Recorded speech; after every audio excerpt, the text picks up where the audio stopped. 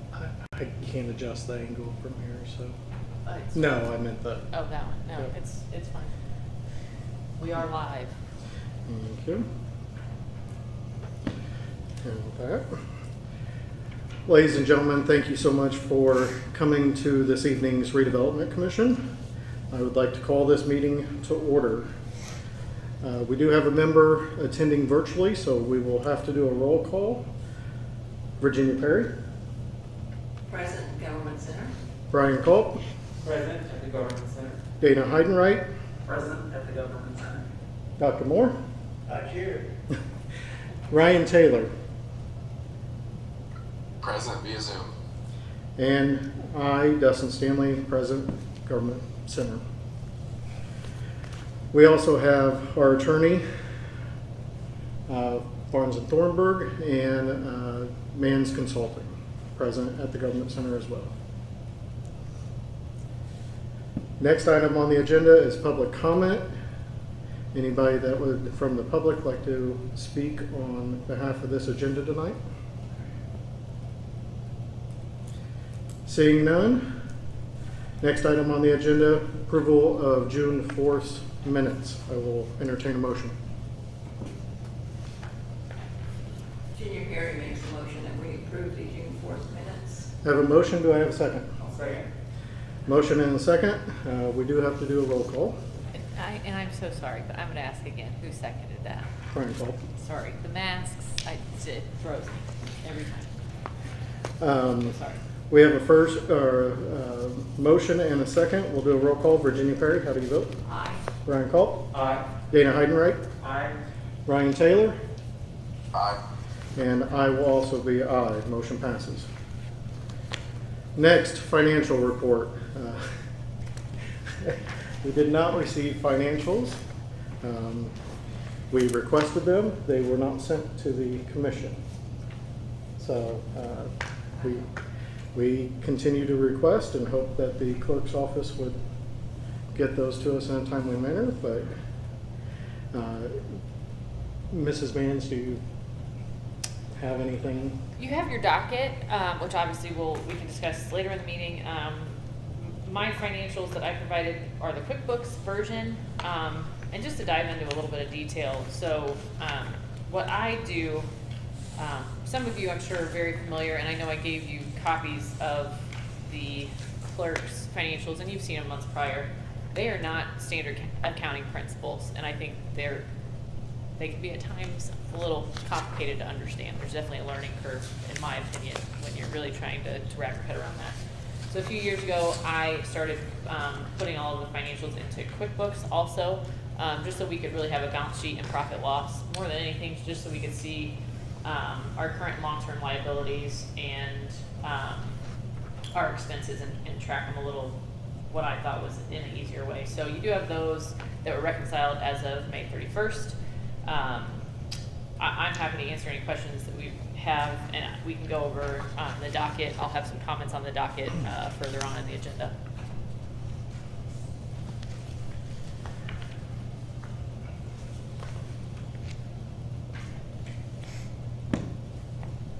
It is my suggestion that we look over these but continue on, and then when we get down to the end of the agenda, Mrs. Mans says that she has some more to add, so we can approve them then. We will come back to that. Next item, old business. Mooresville Business Center update, Merriman and Bethel Road construction. Okay, that's not what anybody wants to see. We have, construction is going along well. It's been a much drier month than May was, so from that perspective, things are going well. We had a progress meeting update this past week, which again went well.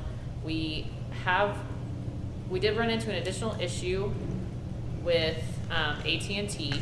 So if you'll remember, we had I'd mentioned previously a little bit of an issue with AT&T, which had been resolved. They said we did the work per the plan and are out of your way. Which is great. fast forward to, it's about the time for us to put the bridge on Merriman Road. And this is not, well, this is a good visual, but this is not actually for that purpose. But long story short, AT&T was not at the depth in which they said they were. So per the work plans, they were supposed to be buried 18 feet. They were, in actuality, buried 12.5 feet. That's obviously a substantial difference. So there was lots of work this month in trying to reconcile that, and thank you to Banning in the Field guys. And AT&T, they were out there quickly. They remedied the situation in 24 to 48 hours, so we do appreciate that. We have a bigger issue, which was completely unforeseen. I have Mark Butler here from Banning Engineering to discuss it further regarding hill water.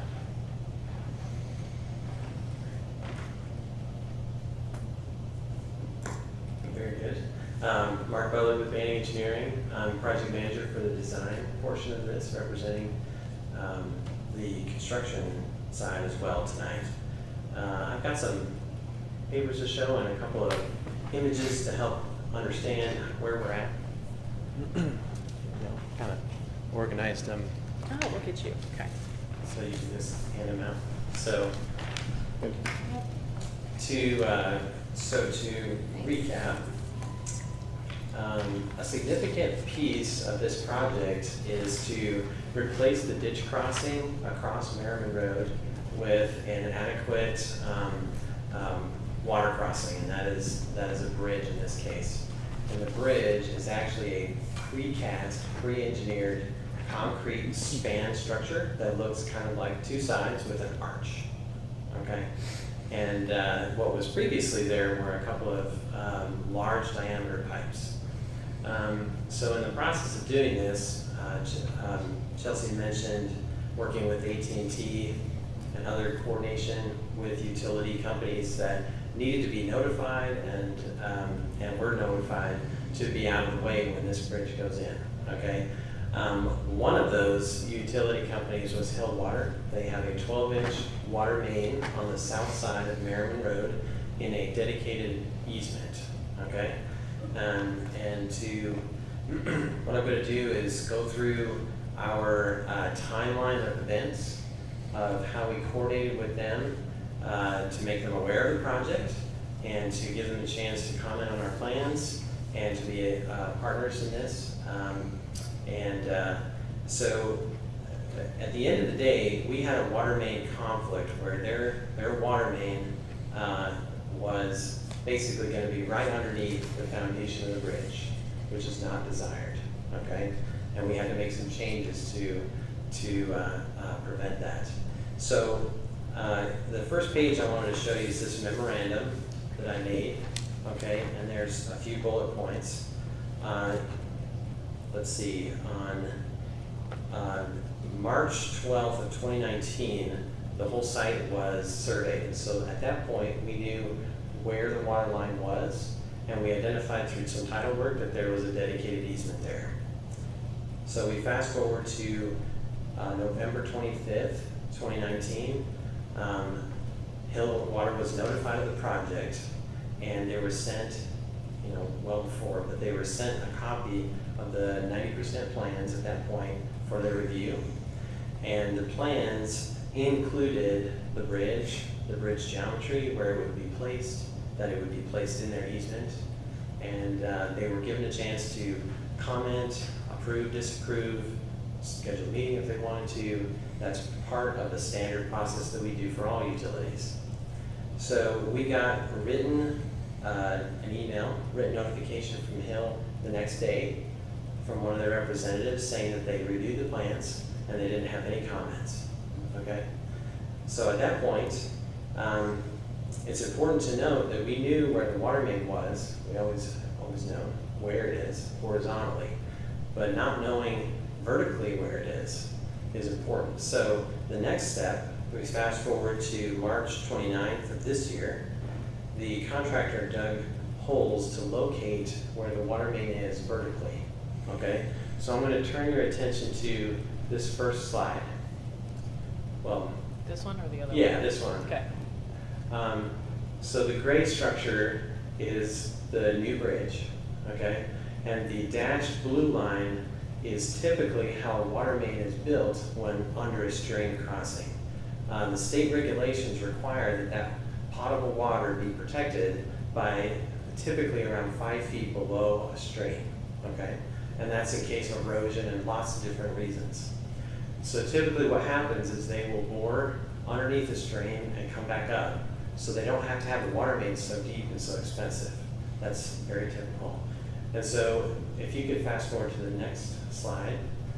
So what we did is we wanted to know how deep the water main was underneath the stream. Is that going to be in conflict with our bridge?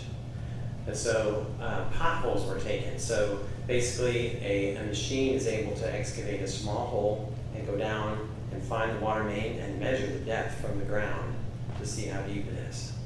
Those potholes revealed that we were about 1 to 1.5 feet below our structure. On the very day that we had those potholes done, a field representative from Hillwater came and witnessed and observed and had a conversation with our field reviewer and as our field construction manager, as well as the contractor, and said that they saw no issues with this, okay? So then, fast forward to when the contractor actually dug the giant hole to put the bridge in. At that point, what happened was we realized that it was not actually like this. Can you fast forward one more slide? It's actually like this. So the blue line, not dashed, but the solid blue line, indicates that on the east side of the bridge, it climbs much faster than anticipated. And the only way we could have known that that would occur is to excavate the entire line, which is not typical and not really practical to do. And it's something and in general practice, we just don't do. And so at that point, we realized that the corner of the bridge foundation is going to clip the water line or rest right on top, okay? Hill was notified within half an hour to an hour, and their field rep came out, and we came up with a solution to fix this. So the solution was that we were going to raise the bridge by 6 inches to get above the pipe. And we were going to encase that piece of the pipe in concrete for support. And that was agreed upon, and Hill gave us the approval to do that. And they allowed us to move forward with the bridge. And it's very important because when there's a crane involved and heavy equipment to lift these pieces into place, that crane to be there on site is very, very expensive. And so to delay the contractor to say stop is very expensive for the Redevelopment Commission. We wanted to prevent that. So Hill requested, however, and actually, since we're in a dedicated easement for their water line, they have rights. And so they basically said, we'll allow you to put your bridge in, but we require that you reroute your pipe around the south end of the bridge, okay? Just to give you an idea of what that takes is this water main is actually a dead-end line. So what that means is there's no other way for users on that line to receive water in the case that it gets shut down or cut. So on the end of the line, we have Equipment Technologies, and they rely on this line for their fire protection. And so in order to come up with the design to abandon that piece underneath and run a new line around the south end, we have to do it without interrupting service at any time. That's very feasible to do, but it's a little bit more expensive. So the second piece of paper that I'm showing you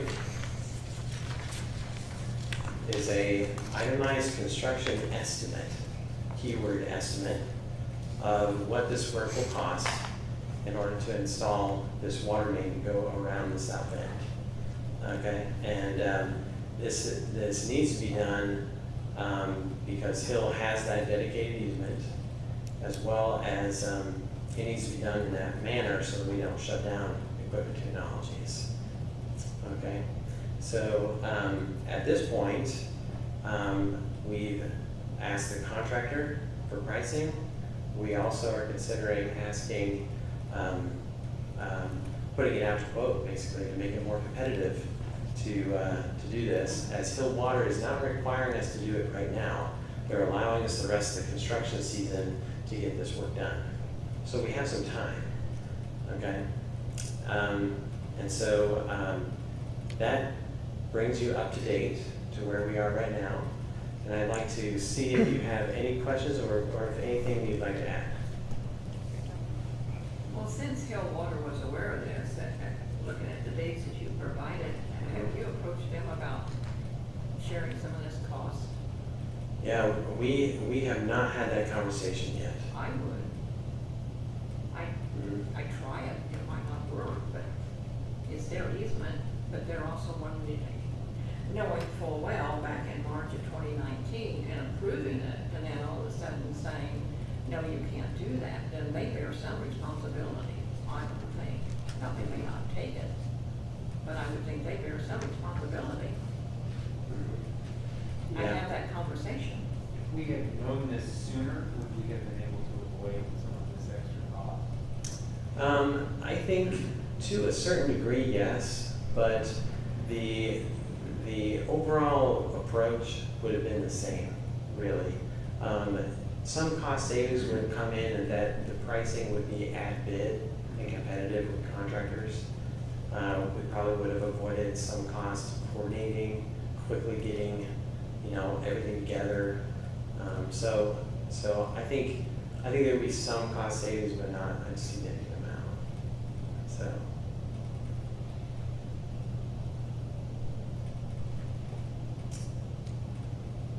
Time, you mentioned that we may have some time, I assume not a lot of time left in this season.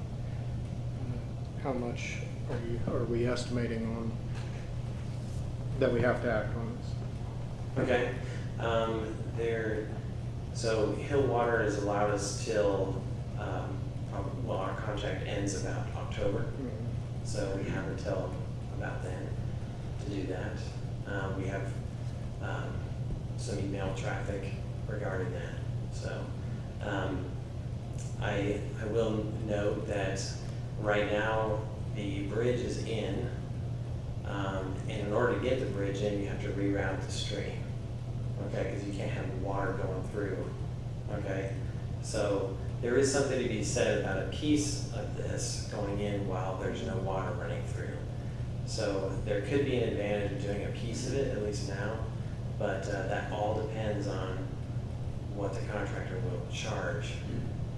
And in order to put that piece in now, versus another contractor coming in later and maybe having to reroute that water again. But this is something in the ability range of many contractors, even local ones. I'll name a few like CSU, Sweeney Brothers, JDH. Many of those contractors that are much smaller than Kreider can do work just like this. And so I think it'd be advantageous that we put that out on the market and say, hey, what price would you put to something like this? And it's very common work. So pushing this out, it's not delaying anything else? No, it's not. So we were able to coordinate this very, very quickly and get it into action so that we don't have any delays with the rest of the project.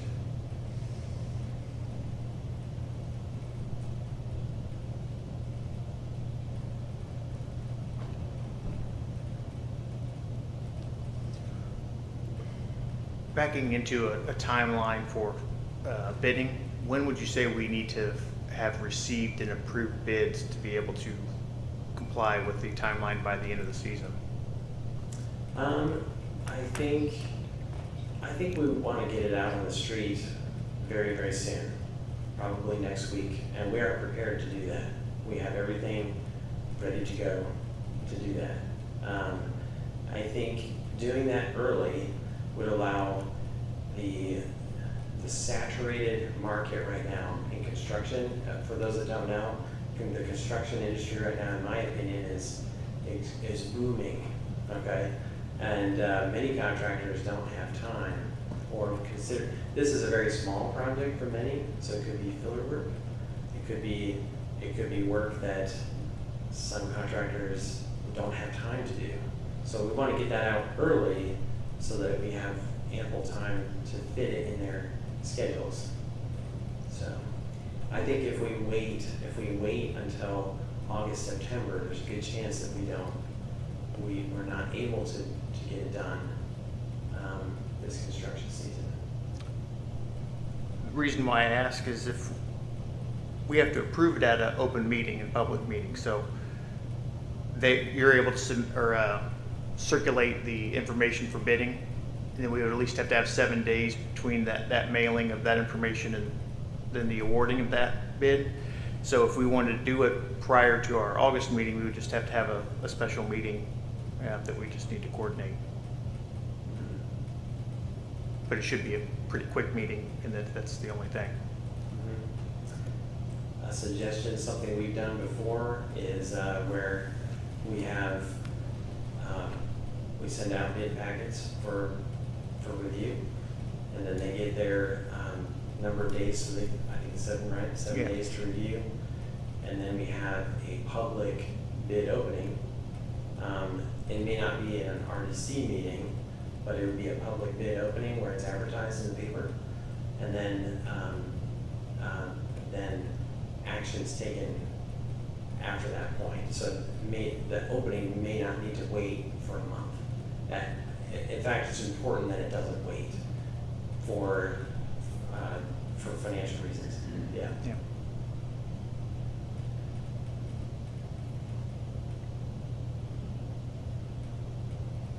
Action today, then? Yeah, you would need an action to authorize Banning Engineering to solicit these bids. I would make that motion. I have a motion to solicit Banning, or have Banning solicit bids. Do I have a second? I'll second. Dana? No? Dana seconds. And we'll do a roll call vote. Virginia Perry? Aye. Brian Culp? Aye. Dana Heidenreich? Aye. Ryan Taylor? Aye.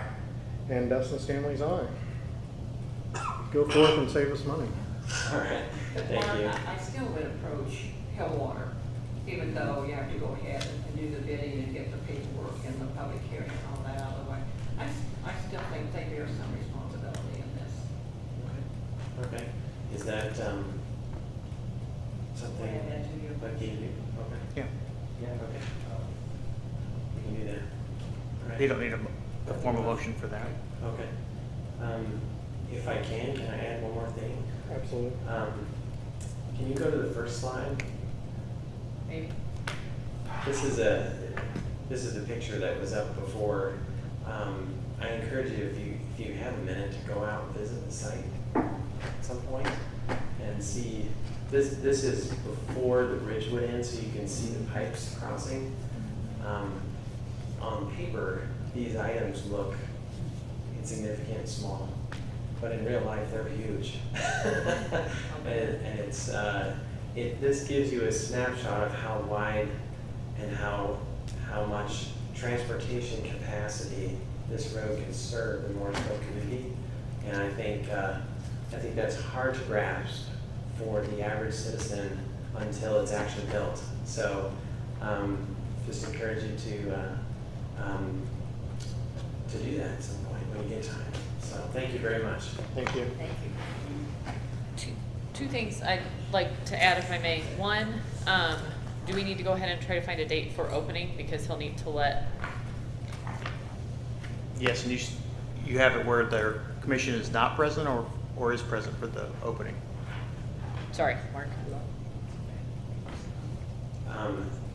We haven't worded it, the application yet. Yeah. We can do that quickly, so if it's okay, we can coordinate with you to how you want that worded. I mean, do you guys want to be at the bid opening?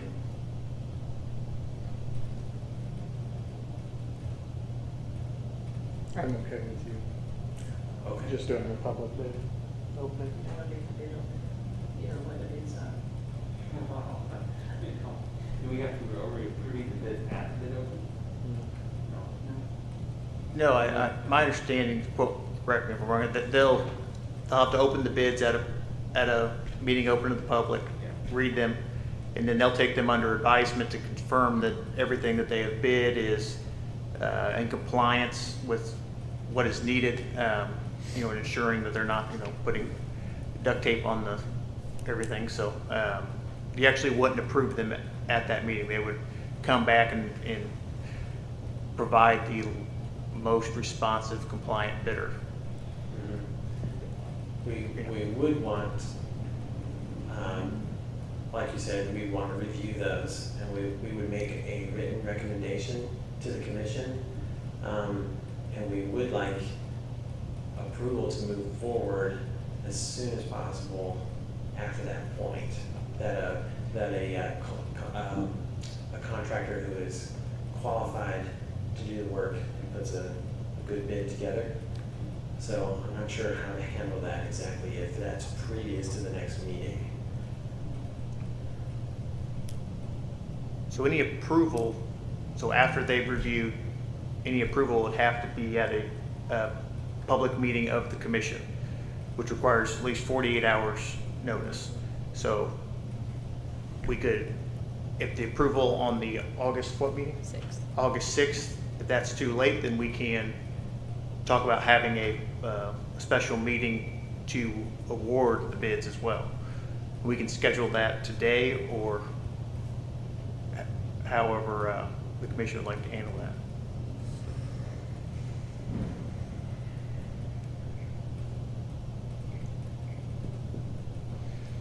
Any estimate on when you would mail the packet of information? I think we'd be prepared to mail it as soon as Tuesday or Wednesday next week, provided that you get a chance to review our packet and, you know, that everyone's comfortable with what we're putting out, you know. So,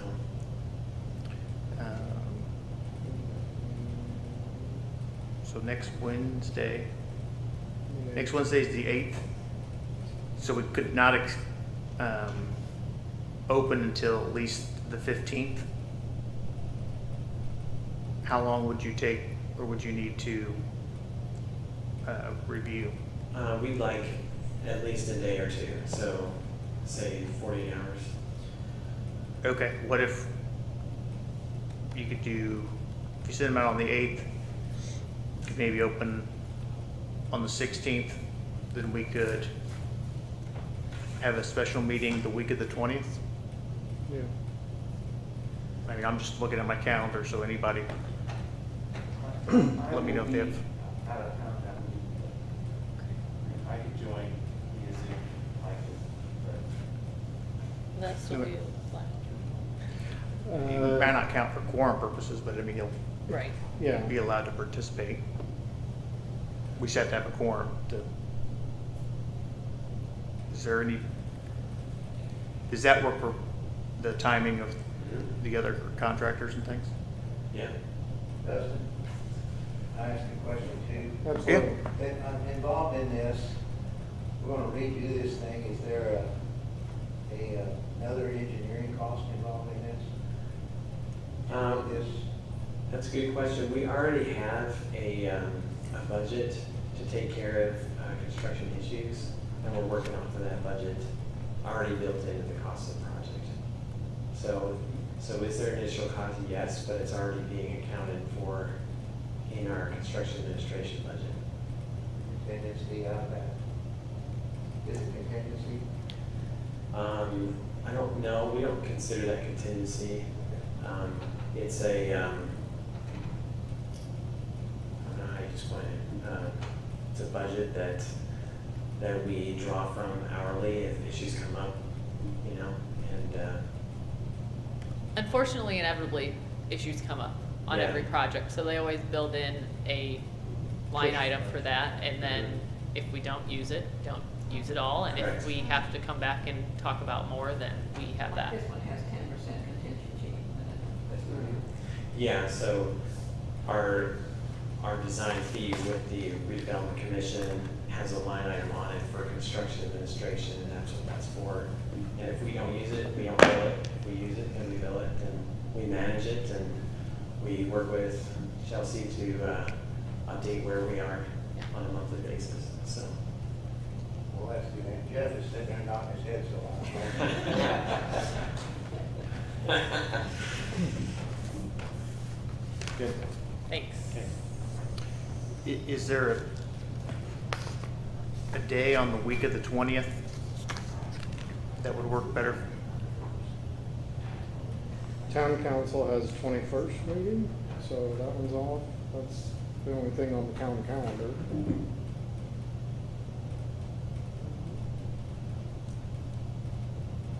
Depending on time, I can try to make something work.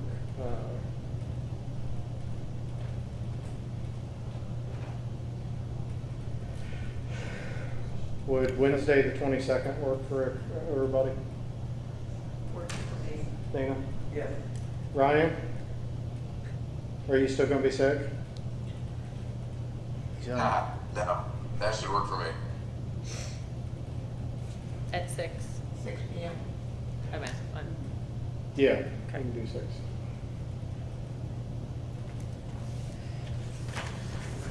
All right.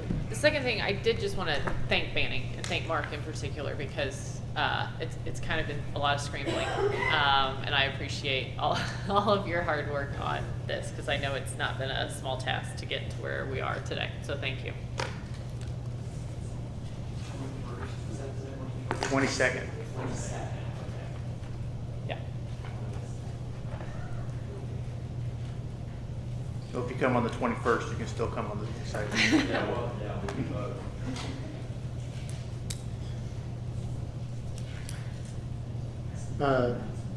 Shell building update. If you have driven to the site, you will see there is gravel on site, and they plan to be there and start with foundation work on Monday. So I spoke with Chris King today. They're excited to get started. I'm excited to see the progress as it takes shape. So you do have in your packet our July. So as you'll remember, our payments for the Shell building are 3 years interest only.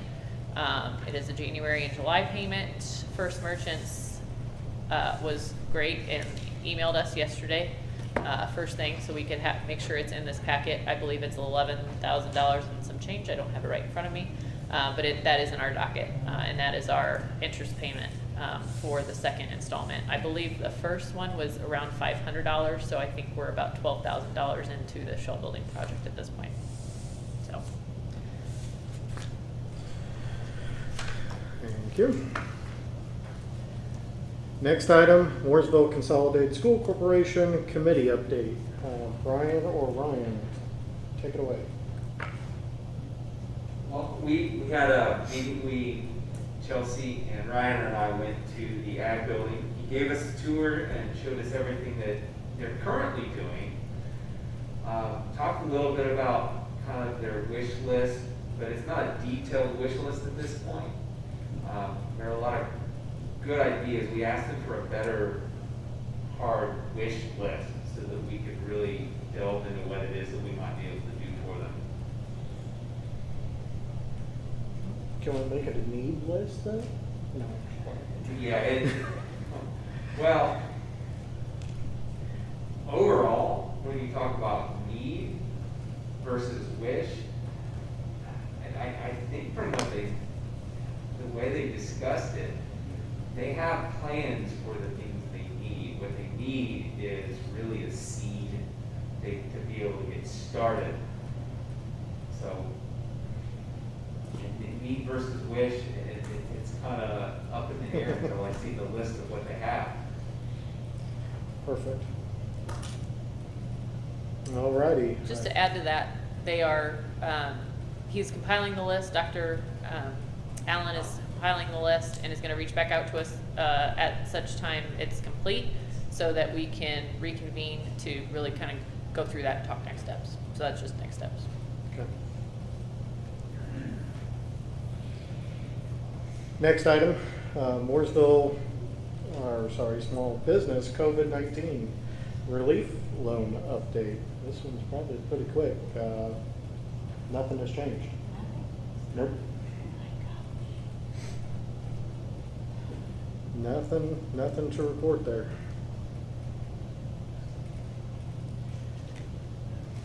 Next item, new business, government entity consultants. Virginia? Yeah, I have a few issues that I've been concerned about since coming on the board, and it has to do with consultants, which we have consultants. We have an attorney and we have a project manager consultant. And I'm just gonna read this out. The use of consultants is quite common in government entities, normally due to time constraints by the members of the board or commissions, or due to the expertise required for the specific job. In almost all cases, one of these consultants is the attorney for the entity to make sure no legal boundaries are overlooked that will reflect on the entire body. Contracts are normally submitted by the consultant and either negotiated or approved by the entity at a meeting in January of each year. I will say I have been impressed by the detailed expenditures presented at the meetings by our current legal counsel. Contracts vary either upon project or hourly, depending on the need. In any event, it is the responsibility of the commission/board members to review and question any expenditure they find questionable. Our current project consultant manager contract was approved by the prior board before the new board took office. The contract is for specific projects currently under construction. Therefore, it is important that commission members review the claims to be sure we are only paying for current projects covered by the 2020 contract. At our first meeting in March, the claims were placed on the desk to be reviewed by the commission members who had not previously had the opportunity to review them. They were approved by the new board. It was clear that this was a past practice, and being a former member of the town council and planning commission, I knew that we had the obligation to review these ahead of time at a meeting. I shared that with the rest of the members, and since then, we have reviewed the expenditures before approving them. I have requested that the town clerk provide the commission with the expenditures either the night before or the morning of the meetings for us to make an informative decision as to approval or disapproval. This request was initially made at the first meeting of our commission after it was clear we needed to be cognizant of our spending. The clerk treasurer has agreed with that request. Having requested a review of past contracts and invoices from the clerk's office for the period 2016 to present, for the project manager, it is clear there have been issues in reporting monthly fees. The current contract does not contain any budgetary constraints for the projects listed in the contract. Therefore, it is the responsibility of the commission members to review and verify claims associated with the contract. I personally would like to see budgetary constraints be made part of the contract. I also have requested the project manager/consultant to provide the commission members with a breakdown of her expenditures and not just a lump sum. At this point, this is not a complaint about the services she provides or a reflection on her ability to provide the services as stated in her contract of January 2020. This simply is good business, and especially now when we know our funds will highly likely be cut due to the COVID-19 issue. We will not see the revenues we have in the past as stated by our governor. Therefore, in my opinion, this is a reasonable request. I do not know why the consultant would not be able to provide these expenditures or would refuse to provide them. We owe the taxpayers an accounting, and they expect that from the commission. This is a new board, and I am hopeful we will take a new direction than before and have more transparency to the taxpayers. As stated before, the consultant should not take this personally, as it is not meant to be personal. The commission members have been provided the current 2020 consultant contract along with invoices from this year to review. And I have a copy of this for the minutes, Chelsea, as well.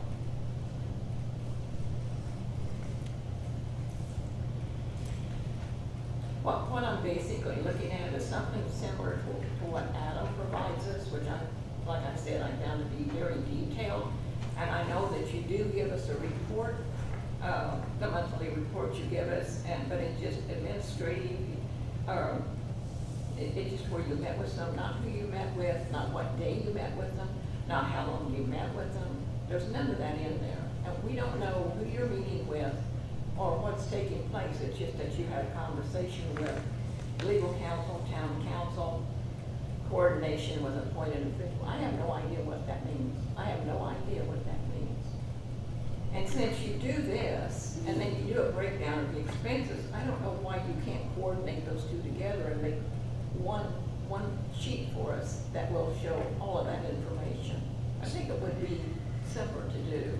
So you're just looking for a more detailed report? from Absolutely. Chelsea? Okay. Is that in the form of a motion? Unless there's further discussion from the other commission members, I'd like to hear what they have to say. I would like to put on the record that, I mean, Chelsea has a fixed fee for services that's 3,000. 13 Correct, per month. per month. So it is that amount regardless of what all occurs, particularly given in that month, up to 11 hours per week, At $90 an hour after that. at $90 an hour after that. Correct. Which I understand that she has not charged any of her time above 11 hours to this point. That's correct. And she and I had that discussion, and that's probably true, but I don't know that because I don't have anything in writing. Well, our invoice has a monthly charge that is for the fixed fee per month. Right.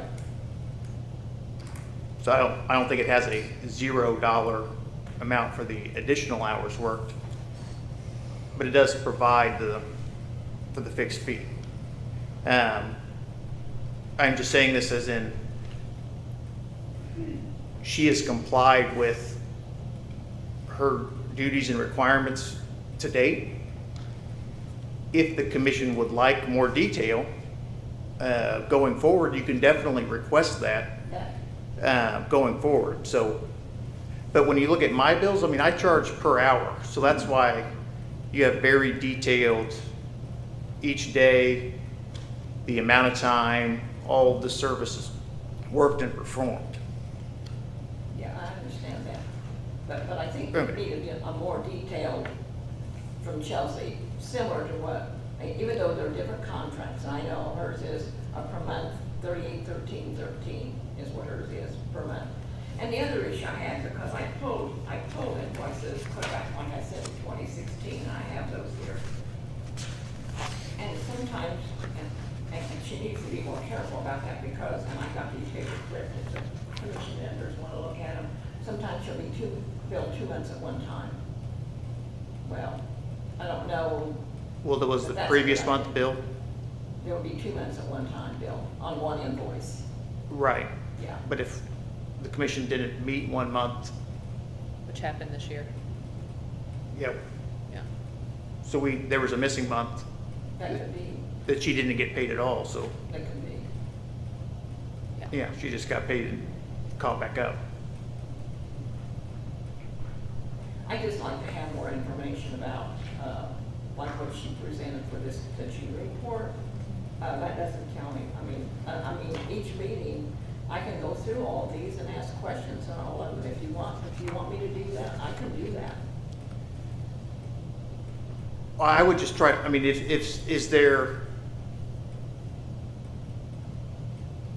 I would just, for her to comply, we should give her clear instructions. I mean, I think the level of detail that I provide as an hourly is one extreme.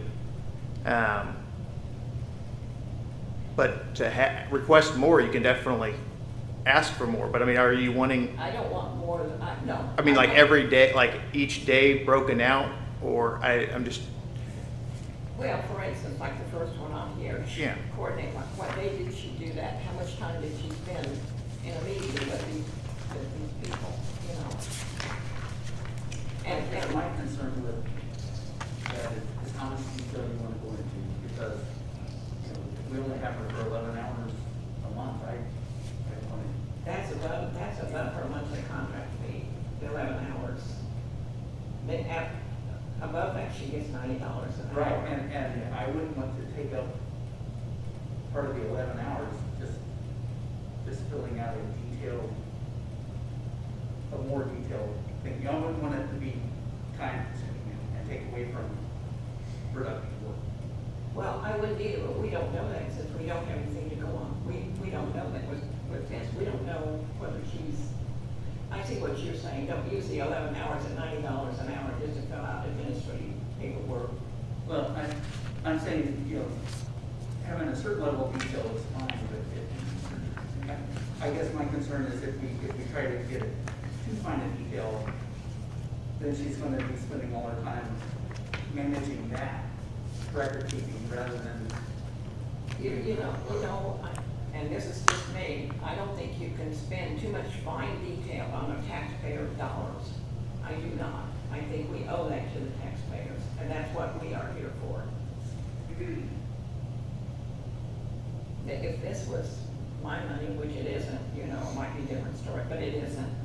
We have taxpayers, we have a taxpayer sitting back here now. There's Madison Township.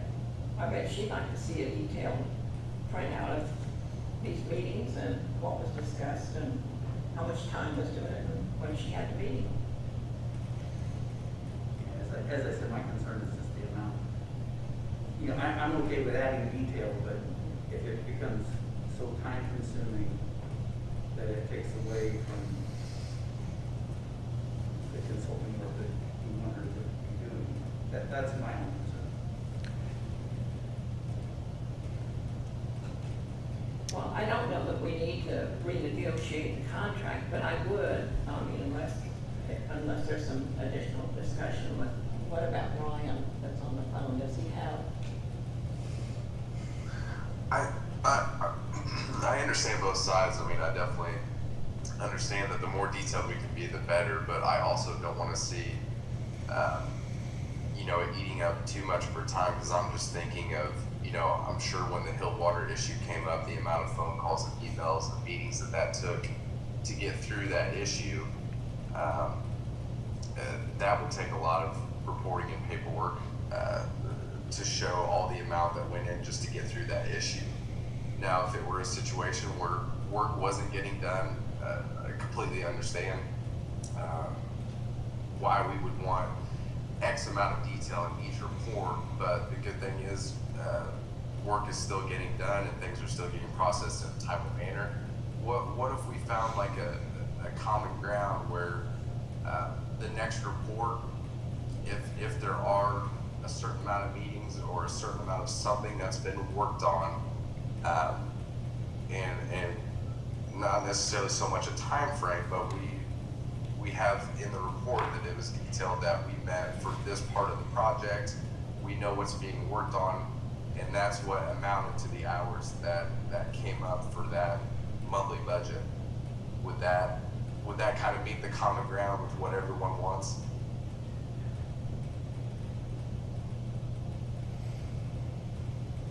I think that would probably take more time to keep track of that. Chelsea, do you have a pretty good idea of, are you putting in up to and more than the 11 hours a week? I'm putting it over the 11 hours. Okay. And I've started. So if we get to the point where we are saying we want to see every second that you're working, at what point do you start charging us that $90 an hour over? Well, so I have not charged that, which you could argue shame on me for leaving money on the table, but I have not charged the $90 because I've not really tracked my hours. If you want that level of detail, I'm going to charge above the 11 hours a week. I mean, that's. At which point we have cost ourselves more money. Just as an example, and not to jump in here, this Hill water, we back and forth for many hours just on this. We've gotten very used to hearing each other's kids scream on the phone sometimes. And I mean, feel free to jump in, you know, guesstimate on hours, just working on this one issue.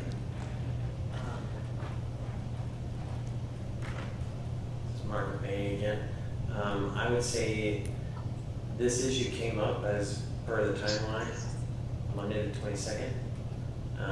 I would say since then, I've probably put in probably around in excess of 20 hours, 25, maybe 30 hours of our time. Well, that includes drawings, Right. coordination. Chelsea has been with me doing this, and if it hadn't, we probably would be in a situation where the contractor would have charged delay, because if we didn't have the feedback from the commission to make, okay, direction, you know, where do we go next, what do we, you know, what should we do next, you know, all those things. We manage the project, but you can only manage it to a level to where we're approved to go. And that constant direction can't wait month to month. And we rely on Chelsea heavily to make the project smooth in between meetings. And it's worked very, very well. And I guess my thanks to her for doing that and being available much, in my opinion, much further than 11 hours a week. So, month, week. Yeah, Week, yeah. If you don't feel comfortable, you can wipe it down. I'll I mean, just- you gotta work with them, but I'll stand back, so. Sorry, I didn't mean to come and talk about this evening, Virginia. I think you do bring up a good point. Jeff Banning, by the way, Banning Engineering. But as a, for instance, the four of us and the shell building contractor and financier were on the phone Monday, I believe it was, for probably an hour and a half, talking about covenants and restrictions down at the industrial park and how we're going to deal with that. And Chelsea actually put together a standard set of covenants that we went through and marked up. I don't know how much time that took, but I think there's a lot of things she does that maybe doesn't get seen. Her and I are on the phone a lot, different from what her and Mark are on the phone for. So there's just a lot of other things that I just like to say that she takes care of that I don't think the commission sees. And I just wanted to say that we're going to be on the phone, I think, next week looking at the covenants and restrictions again. And I don't know, you've probably gone through and revised a lot of the markups that I had. And here again, we have a contract as we went through the platting and the shell building portion of the project. You know, we had this contract established, basically the CA contract that Mark was talking about, to where we could take care of those issues. So I just wanted to let you know that since we're talking about that. So. And what you're talking about, you and Mark both are talking about, see, we had no idea of doing that because you're absolutely there's right. nothing here to tell us that she has done all that. That's my point, you know. And when we bid a contract, another contract for a project manager come December or whatever, then with that, those are Yeah. issues that we need to discuss then. Yeah. But right now, if we're not gonna renegotiate the contract we have, then we have to work with the current contract we have with Chelsea. I would like to see, when she talks to somebody, what it's about, what project it's about, what day it was, and maybe how much time she spent, you know. Is that asking too much, Chelsea, to do that? Is that gonna take more time than? Yes, it's going to take more time, and I do think there's a difference between a lump sum contract, which is what we have, and an hourly contract, which is what Adam has. If Right. that's what you want, it's going to cost more money, and if that's what you want, that's fine. I mean, I'm not trying to be transparent about what I do. And to those points, if you look at my monthly report, and I did try to beef it up a little bit this month so that you can see a little bit more of what we do. I have hill water issue here, and I have covenants and restrictions, research and calls. Did I go into the detail of it was 2 hours with these 5 people? No. You know, I want you to feel that you know what I'm doing, and I, you know, again, I have nothing to hide, so I'm whatever the commission would prefer. Yes, Adam. if I can interject here for just a moment, I think as Virginia, you said, as Ryan said on the phone, and no one's questioning what Chelsea has done or what she does.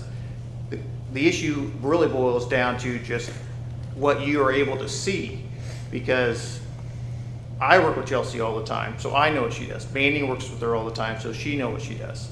A lot of stuff comes to Dustin as the president, so he knows what she does. The question gets down to when you see it, you have no idea what the Hill water issue is until Banding comes and explains all that issue and all that coordination. Exactly. So when we, as you also brought up with a more detail, when Chelsea were to go through all this, she's definitely modest in what she writes down is that she is doing. She also probably doesn't write down all the time, because then she hasn't been charging the $90 an hour in addition to the 11. So if she were to always go through and add that, then, I mean, that's her prerogative if she decides not to charge you for particular hours. If I could make a suggestion that you guys can consider, are free to tell me to be quiet. A little bit more detail on exactly what the issues are, like Hill water issue. We came across this, several phone calls back and forth, and then maybe you could have some breakdown of time on a categorical basis, as opposed to, I had a Hill water issue call on Monday for half an hour. On Tuesday, I had a call for half an hour. And instead of each day, each amount, maybe a breakdown of, well, Hill water issue. We ran into this during construction. We coordinated with Hill water. I had several phone calls with Attorney Sturwald, Banding Engineering, coordinated with Hill. Total time of X hours. I mean, I understand your concern, because when you see this, you have no idea what it is. I have no idea what she's doing. Yeah. I mean, this really means nothing to me. I mean, when I read it, I know exactly what it is, because I'm Sure. on the other end of that call a lot. So I completely understand where you're coming from. I'm just trying to make sure that the commission is getting what it wants, and then not going too far overboard or not going far enough. I mean, I'm not speaking for Chelsea on this, but I think everybody's sort of on the same page. We just need to be clear on what we're expecting going forward. Yeah, if she So- put down, the date and the conversation, or who she talked to, some of the issues they discussed, approximately time that she spent doing it. Because I've done secretarial work for years, and that's fresh in your head. And I don't know about you, but I type that immediately. That way, if you do it right then you don't have to go back and do it again.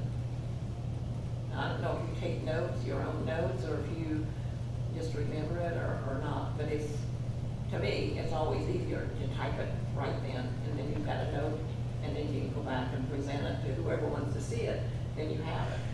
I take notes for judges, and I take notes while the conversation is going on.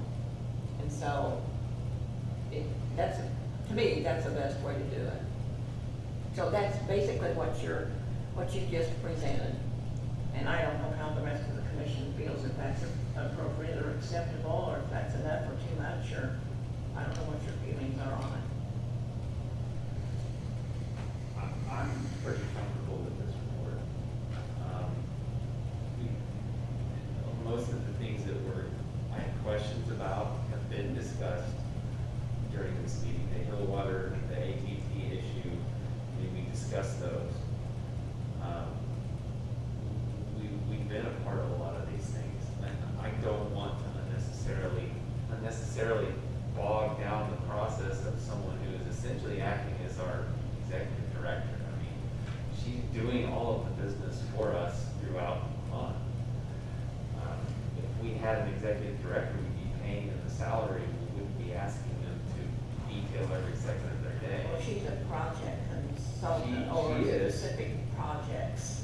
She is, but we have leaned on her in way more, much bigger capacity than that. Well, then that's over and above our contract. If we're doing that, we shouldn't be doing that. I would love for the town council to look at a town manager. Second. If you want to lean on the TC to spend their money to save us money, I would love to hear that. Danny, what do you think? Well, I'm gonna interject there just for a minute. All for a town manager. I would love for this town to have a town manager. I think it is incredibly crucial and increasingly needed with every passing day. That being said, whether it's me or someone else, I do not see It's not going to replace you. It's going to be an addition. there is, again, whether it's me or someone else, this is not job preservation, me saying this, whether it's me or someone else, you have a $2.2 million annual revenue. You are doing multi-million-dollar construction projects every year. That is through TIF money. Would they work hand in hand with town manager? Yes. Is that all of the responsibility of town manager? No. There would still be someone, even if it's a different looking contract or whatever the case may be, there's still someone very much so in this role. Again, whether that's me or not. Sidebar, but I had to throw that out there since you opened the door to it. What do you think, Dan? Purposely threw that out there. I'm kind of like Brian, I've been okay with this. Now I do think if it gets into that overtime in the $90 an hour, I do think that would have to be very specific on what that was spent for. Yeah. But, I guess with this just being a fee for service, I don't know what the right legal term is, but the Flat fee. flat fee, I think as long as we're getting a report of what's going on, and I don't know that we need more detail than what's here. I'd like to see this stuff early.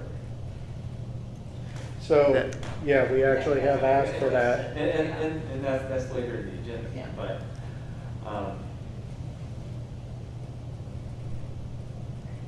That is a clerk's office function that we've requested them to do. They did not do that. Well, Chelsea, would you be willing to give a more detailed report?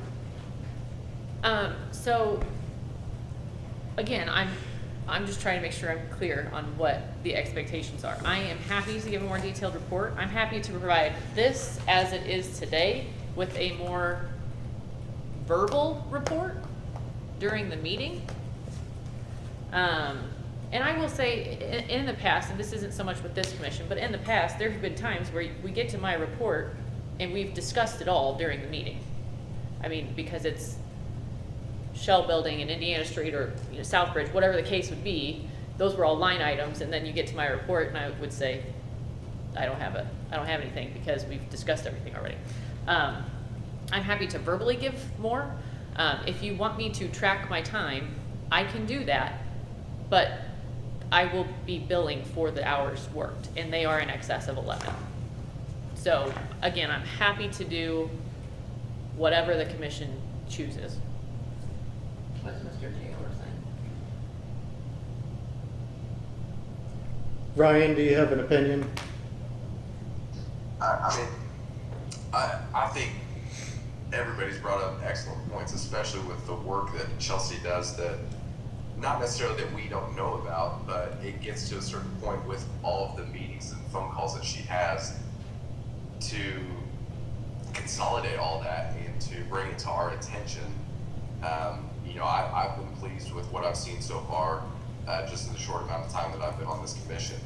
I do think details are important, but I also don't want to bog Chelsea down with detailing every phone call or whatever is made to make something happen, because there's a lot of stuff that I don't want to say it's not important, but it kind of snowballs into the major project that we get to that I feel like we have a good discussion at the meetings. So, I'm all for finding a common ground. I'm a big conversation person, so if it's just that we have more conversation at the meeting, I'm perfectly fine with that. but the fact that work continues to get done, if we have a question, we're free to ask about it. So whatever keeps everything moving forward. So to kind of put everybody's ideas together, would a more verbal report at the meetings be sufficient? And if she goes over and does end up charging us the above the 11-hour mark, she gives a detailed report on why she's charging us, would that be sufficient for everybody? Well, if we continue to get this report, it seems like the commission members are satisfied with this, even though I'm not, then I will ask more questions, because this is not enough for me. This is not enough detail for me as what she's doing. And then come contract time in December, I mean, we can have another discussion about it. You're only coming in at 50% of what Glassdoor has you have. So maybe in December we can look at that at $94,000.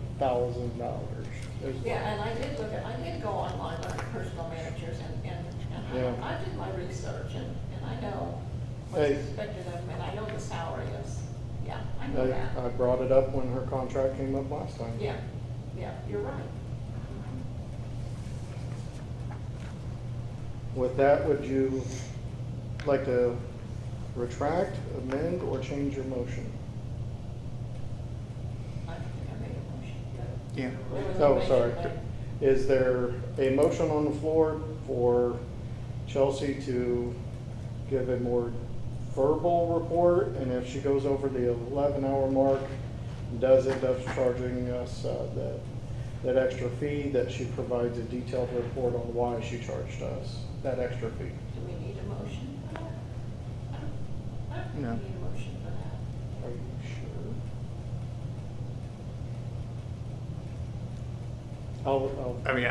Go ahead. No? That's just sort of an ongoing questions that you're gonna ask at the next meeting, so Okay. that's sort of just at your, whoever's at the meeting can ask the questions. You got your marching orders? I think so. Thank you. Yep. Next item, legal managerial update. Anything? I have nothing to add. Okay. Going through this monthly report, again, so maybe it would help to, if I really break this down, and I probably won't do this every month, but at least so you, again, have a general idea. So how things work, the clerk treasurer is responsible, clerk treasurer's office is responsible for paying the bills. I monitor the bills as they go to the clerk treasurer's office. I then use the dockets and then the bank statements, once they are provided and reconciled by the clerk treasurer's office, to do the QuickBooks financials so that we have profit loss and balance date. To me, it's easier, and it really got to the point at one point where it was like, well, what have we committed to financially? What are we committed to this year? What are we committed to in the next, short-term, long-term debt kind of thing? So I do that monthly. I take our minutes and I type up our minutes. I do the notice that goes to the paper. I create the agendas and the packets that go along with that. So that's, when I say admin, and it is vague, that's really what that boils down to. The economic development project, I did have a call with the economic development consultant. Again, NicePak's nose to the grind, making wipes as quickly as possible. They are working on some additional supply chain analysis, and we expect to have additional conversations the beginning of August. So that's NicePak, where we are with NicePak. I did present to the Plan Commission the plan amendment, which is creating the new NicePak allocation area. I will be at the town council meeting on Tuesday to present that resolution to the town council, which will then come before the commission in August for a public hearing. Feel free to correct me if I'm wrong on any of this. For a public hearing, and then the final confirmatory resolution regarding the plan amendment and the new creation of the nice pack allocation area. That was a lot. Questions on that?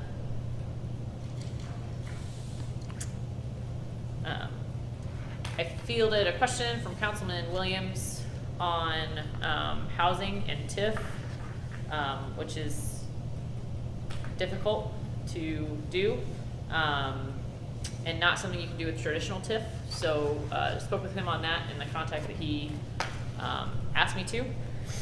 Have monitored the Small Business COVID-19 Relief Fund, which hasn't been much to monitor as we've had no action. Coordinated and attended the meeting and have had some additional conversations with Dr. Allen as he's started to compile the list and kind of what that looks like. I will follow up with him either tomorrow or first of next week so that we can get the next meeting on the agenda for Brian, Ryan, and myself. Real estate planning, Mr. Banning touched on covenants and restrictions, research and phone calls, trying to make sure that we plan the Mooresville Business Center appropriately, and have been researching what that looks like. Typically, covenants and restrictions are done by the developer. In this case, we are the developer as the Redevelopment Commission. So trying to get guidance from legal counsel, from engineering, and from Runabout Construction, and Greg Martz of GM Development, who is Runabout's partner in the Shell Building project, what makes sense in protecting our investment, their investment, and the future of the industrial park. Merriman Bethel Roads issues, we've already talked about the AT&T issue, the Hillwater issue. We've had some permitting that I've worked with the building inspector on, both for Merriman Road as well as the Shell Building. And then we did have a progress meeting this week, which is nice when those happen. And that's something else I could probably provide, meeting minutes from progress meetings, just so you guys have a little bit more in-depth detail of what's going on. So I can add that. Shell Building, we worked on a press release. It was primarily done by Cushman Wakefield, so I won't take all the credit for that. But I circulated that, and we did get some press this month, so that was a good thing on the official groundbreaking of the Shell Building. So did speak with the broker a couple times. He did meet on site with a potential buyer. This is kind of a more strategic play. So if someone were interested in leasing the Shell Building, not buying the Shell Building, there are people out there who would buy the building knowing that there's a lease at the other end.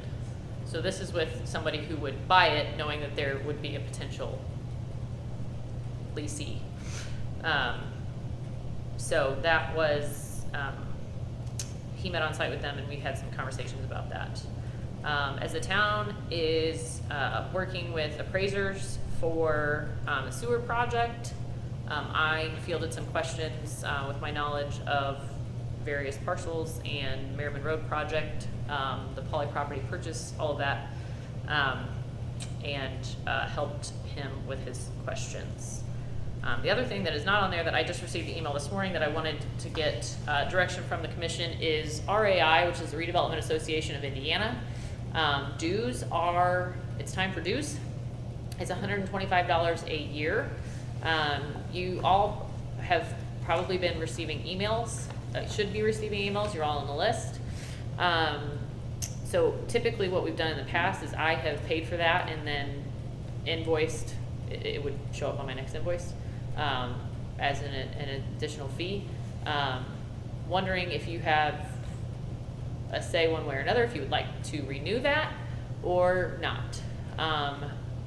I will say from my perspective, it is not an association that I am very involved with, but it is nice to have a pulse on legislative issues as it pertains to TIF from the Redevelopment Association of Indiana's standpoint. They do things also, like this year is obviously an anomaly, but they typically have a kind of a show and tell community tour of a community who has used a lot of TIF funds to really redevelop. And that's, we hosted it 2 years ago here. So there is value to be had, but it is $125, and I want a direction from you guys if you would like for me to renew that or not. And with that, I'm happy to answer any other questions you may have also. Are there educational opportunities and things that we as a commission can get out of this membership? What are the benefits of being in it? It mostly comes down to they talk about a lot of legislation as it pertains to TIF. To be full disclosure, I'm on the board of the Indiana Economic Development Association, okay? I feel that they have more educational opportunities as it pertains to economic development and TIF. That's just my 2 cents. So it's not a bad use of $125 by any means. I'm happy to do whatever the commission would like.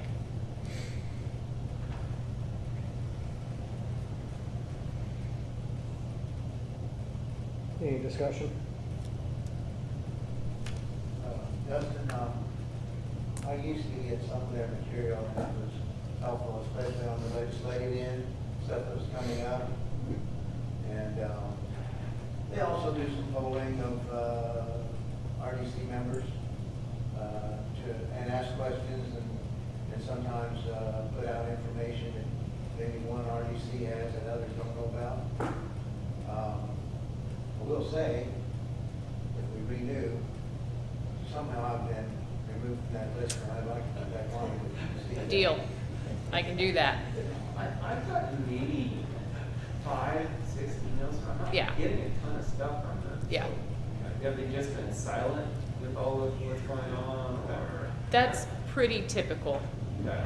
And again, I mean, obviously COVID, it's a different year. But I mean, you're not gonna be bombarded with, it's not a once a week kind of a thing. I think the board meetings are quarterly. So I mean, it's not a super active group.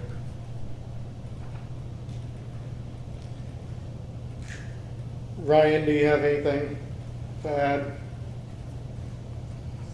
I don't mind the information I've gotten already. It's, I'd like to look deeper into it if we go that route.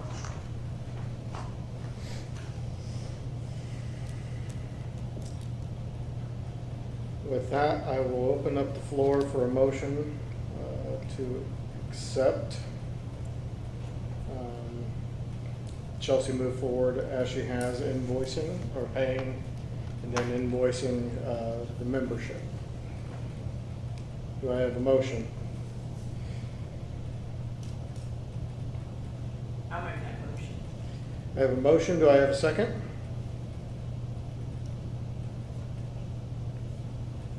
I'll second. A motion and a second. We'll do a roll call vote. Virginia Perry, Virginia Perry votes aye. Brian Culp, Aye. Dana Heidenreich, Aye. Ryan Taylor, Aye. and I will vote aye as well. Does that conclude the consulting? It does. I'm happy to answer any questions anyone may have. Anybody have any questions for Man's Consulting?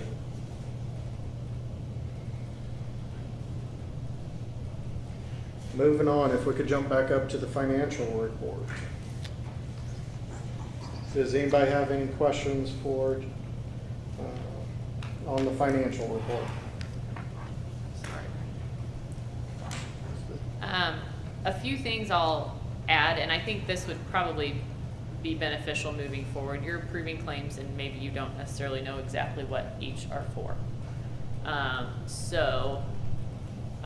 In there, and I'm going from memory as I'm pulling it up, there's $150,000 for the Bank of New York, which is for the SRF payment. That is the sewer bond commitment that we have, that the town issued 12, I think. The commission pays $300,000 a year. That's $150,000 in January and $150,000 in July for that payment. There's a banning bill. That is for Merriman and Bethel. There are 2 pay apps for Kreider and Kreider. That is for work done. They're the contractors for Merriman and Bethel roads. Obviously, there is my contract. There is CMT is the engineer on High Street. So that is NDOT's engineer that we have paid to do the lighting design, the sidewalk, and the walking path. So we have a few bills from them.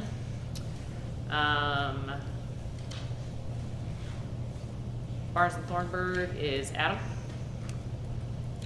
I think the other, that's the other one I wanted to note. The town of Mooresville matching grant. So that is, there's $333,333.33. That is because we had to provide matching dollars, 25%, to the Community Crossings Grant Fund. So this is a State Board of Accounting thing that the Clerk Treasurer's Office wanted to do. They have an existing account that is for Community Crossing Grant Fund. So they wanted us to write a check to the town, which will go in that account. And then there are lots of reporting requirements per the state with those grant funds. So we received $1 million, or will be receiving any day now, $1 million for that grant. We have to provide the matching funds that have to be in that fund, and then the Merriman Road portion of that project will be paid for out of those funds. So that's what that 333, whole bunch of threes is for. So happy to answer any questions you have on the docket as well.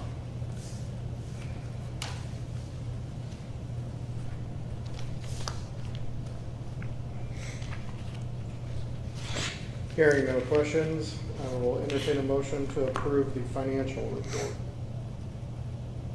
I'll make a motion. Is it the financial report or claims? Financial report, Claims. claims? Yes. Okay. Claims. We don't have a financial report. I'll make a motion. Are you sure? We need to- I'll make a motion to accept the claims. Do you have an amount? Who has them in front I of just you? filled it out. Hang on. Right there. In the amount of $976,617.16. A motion, do I have a second? I'll second. Can we get another second? Somebody present? 2? Just for the Virginia record. Gray makes a second as well. A second.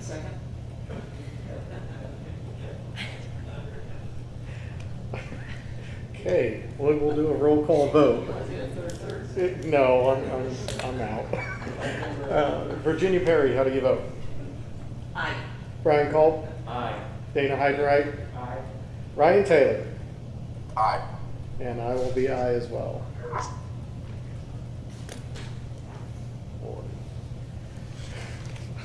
For the good of the order, any commissioners or Dr. Moore like to say anything? Just gonna throw something at me one day. Yes. Seeing, Let me just say this. We all know we've got a new commission here, and you've got a few meetings over the other people, but it's a relatively new commission, and I think it's good, and I would encourage each commissioner, if they have questions on details or practice, to bring them to the board and give the answer. An open meeting is fine. It's a good way to do it. That's what we're about. thank you, Dr. Moore.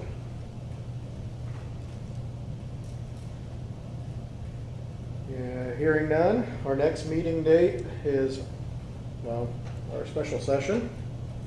Our next regular scheduled meeting is August 6th, right back here, 6 o'clock.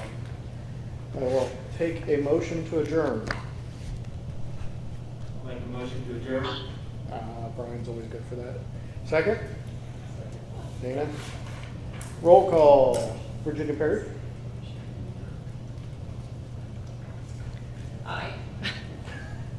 Brian Colt, Aye. Dana Heidenreich, Aye. Ryan, Aye. and I will be aye as well. We are adjourned. Thank you so much.